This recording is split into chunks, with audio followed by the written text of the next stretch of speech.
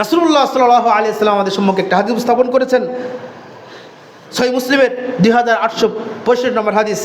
ইন্না রাব্বি আমারানি, তিনি বলছেন আমার রব আমাকে আদেশ করেছেন, আন উআল্লিমাকুম মা জাহিলতুম মিম্মা আল্লামানি, আল্লাহ রাব্বুল আলামিন আমাকে যেটা শিখিয়েছেন জানিয়েছেন তোমরা সেটা জানতে না। কি? আজকে যেটা আমার আল্লাহ রাসূল বলছেন সাহাবীদেরকে, আজকে আমার কাছে যেটা এসেছে ওহী আদেশ এসেছে সেটা তোমরা জানো না। সেটা কি? যে হাযা কুল্লু মালিন নাহালতুহু আবদান হালাল, বান্দার জন্য আল্লাহ তাআলা যা কিছু দিয়েছেন সবই হালাল, তবে যেগুলো হারাম করেছেন সেগুলো ছাড়া।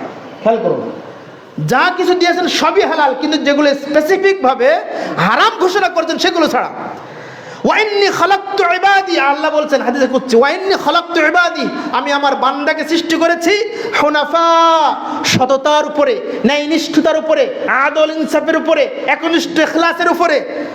ওয়াইন্নাহুম আতাতহুমুশ শায়াতিন, অতঃপর তাদের কাছে শয়তান আসে। আমি তাদেরকে হানিফ করে, ন্যায়ের উপরে, সততার উপরে, ইনসাফের উপরে সৃষ্টি করেছি, অতঃপর এই ইনসাফকে নষ্ট করার জন্য, এই আদলকে নষ্ট করার জন্য, এই সততা ন্যায়পরায়ণতাকে নষ্ট করার জন্য শয়তান তার কাছে চলে আসে। শয়তান এসে শয়তান কি বলে? ফাতালাতহুম আন দীনিহিম, শয়তান তাকে দিন থেকে বিমুখ করে দেয়।